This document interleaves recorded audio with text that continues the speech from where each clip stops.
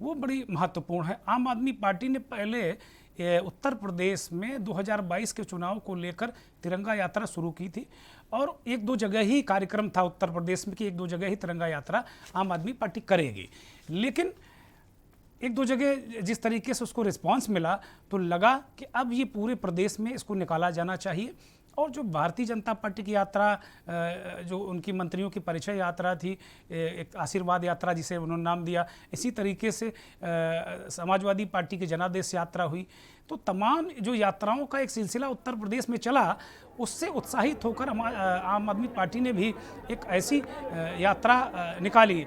पिछले दिनों आगरा में उन्होंने यात्रा निकाली थी, तो वहाँ प्रशासन ने उनको रोक दिया और काफ़ी रस्साकसी के बाद वो यात्रा निकालने में सफल हुए थे। वहाँ भी संजय सिंह और दिल्ली के डिप्टी सीएम मनीष सिसोदिया आगरा में भी गए थे। संजय सिंह उत्तर प्रदेश के प्रभारी हैं और आज नोएडा यानी उत्तर प्रदेश का जो एक औद्योगिक राजधानी कह सकते हैं उसको आप अब आज की डेट में, पहले कभी कानपुर हुआ करता था उत्तर प्रदेश की औद्योगिक राजधानी, लेकिन अब नोएडा है उत्तर प्रदेश की औद्योगिक राजधानी। तो नोएडा से ये जो यात्रा है तिरंगा यात्रा निकाली गई। अब आपको बता दें कि तिरंगा यात्रा के पीछे मकसद क्या है वास्तव में।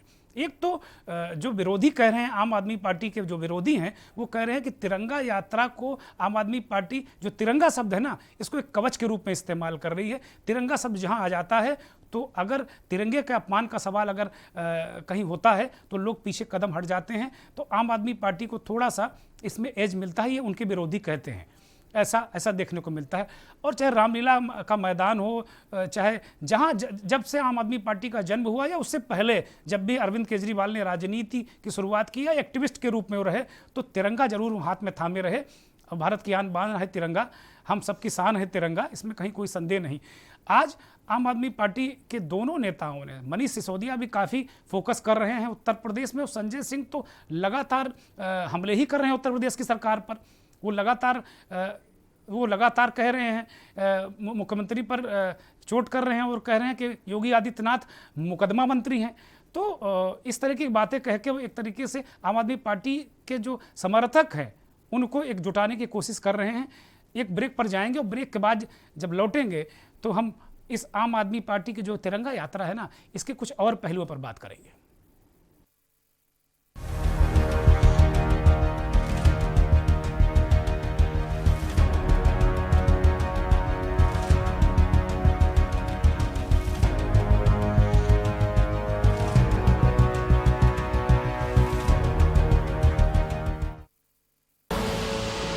देख रहे हैं के न्यूज, खबरों का सारथी।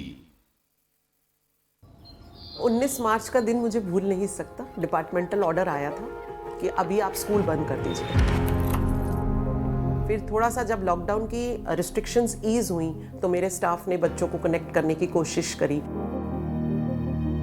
तो जब हमने 12वीं क्लास के बच्चों की देखी अटेंडेंस ऑनलाइन क्लासेस पे, तो हमें पता चला कि एक बच्ची लक्ष्मी बिल्कुल ऑनलाइन क्लासेस अटेंड नहीं कर रही है।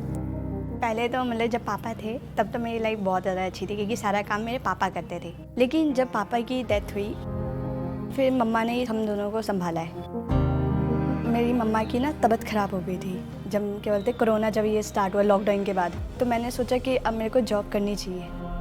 फिर एकदम से मैम का कॉल आया और वो मुझे बोलने लगी कि मैम मैं पढ़ाई कंटिन्यू नहीं कर पाऊंगी इस हालात में, क्योंकि मुझे सुबह से शाम तक तो नौकरी करनी पड़ती है और फिर घर आ जाती हूँ तो बहुत थक जाती हूँ। फिर हमने डिसाइड करा कि रात को हम लोग उसको वर्कशीट्स भेजा करेंगे। हम उसको दिन में व्हाट्सएप कर देते थे, मगर वो शाम को उसको जब फ़ोन मिलता था तो वो वर्कशीट्स देखती थी और फिर सुबह ऑफिस जाती थी। जब वो 9 बजे तो स्कूल से होकर निकलती थी मोस्ट ऑफ द टाइम्स। जिस टीचर से उसको डाउट होता था उससे वो पूछ लेती थी।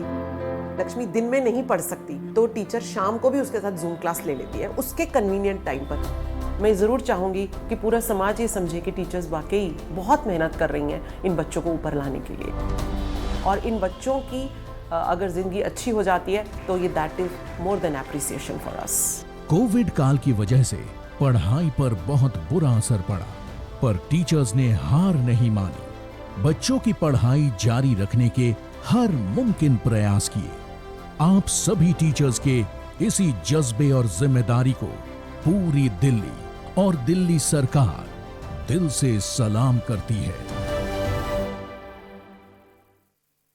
जुबान के लिए उड़ चला गैरों की ज़मीं पर, खुशबू अपने पन की ढूंढता और दूर कितना भी जा, इस जुबान से दूर ना जा पाओगे। विमल, बोलो जुबान केसरी। आप देख रहे हैं के न्यूज, खबरों का सारथी।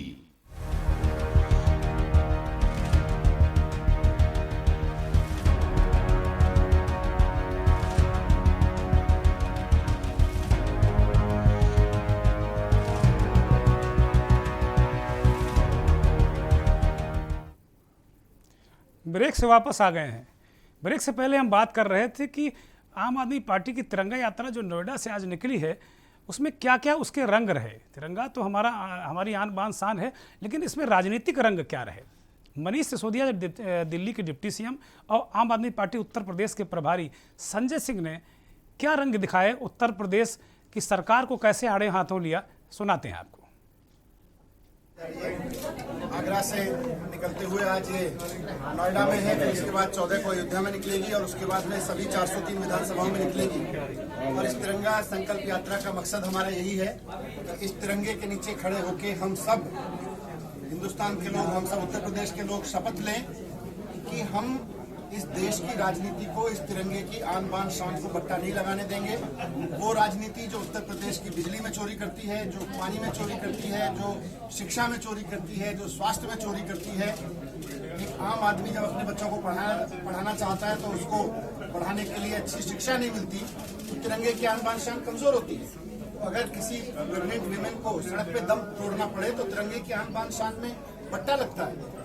ये राजनीति जो इसके लिए जिम्मेदार है, इसको उखाड़ के फेंकना है और इस तिरंगे के आन बान शान को ऊपर लाके हर बच्चे को अच्छी शिक्षा देना, हर व्यक्ति को अच्छे स्वास्थ्य की सुविधाएं देना, बिजली पानी की सुविधाएं देना, इस संकल्प के साथ में हम ये यात्रा कर रहे हैं। कमल का झंडा बनाम तिरंगा झंडा की है। कमल का झंडा बड़ा है या तिरंगा झंडा? जन आशीर्वाद यात्रा में हजारों लोग कमल का झंडा लेके निकलते हैं, उन पे कोई एफआईआर मुकदमा नहीं होता। तिरंगा झंडा अगर मनीष सिसोदिया लेके निकलते हैं, हम लोग निकलते हैं, तो हमारे ऊपर मुकदमा हो जा रहा है। भारतवर्ष में अगर हम तिरंगा लेके नहीं निकलेंगे तो कहां निकलेंगे? इसलिए आदित्यनाथ जी से कहना चाहते हैं, एक नहीं 1000 मुकदमा कीजिए।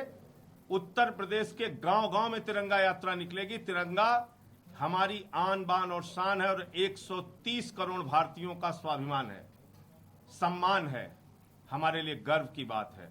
तो इसलिए ऐसा करके आप हमें रोक नहीं सकते, मुकदमे आप चाहे जितना लिख लें। दूसरी बात, आज नोएडा की यात्रा में आने के लिए कई जगहों पे लोगों को नोटिसेस भेज भेज के रोका जा रहा है। क्या तिरंगा यात्रा में लोगों को आना अपराध है? तो ये जन आशीर्वाद यात्रा तो मुर्दाबाद यात्रा हो गई है बीजेपी की। हर जगह उनकी मुर्दाबाद लग रही है मंत्रियों की, उसके बावजूद वो लोग यात्रा निकाल रहे हैं और हमारी तिरंगा यात्रा को इतना बड़ा जन समर्थन मिल रहा है, इससे लोग बौखला गए, डरे हुए हैं। तो इसका फैसला उत्तर प्रदेश की जनता आने वाले दिनों में करेगी और व्यापक तौर पे और बड़े पैमाने पे हम लोग ये यात्राएं आयोजित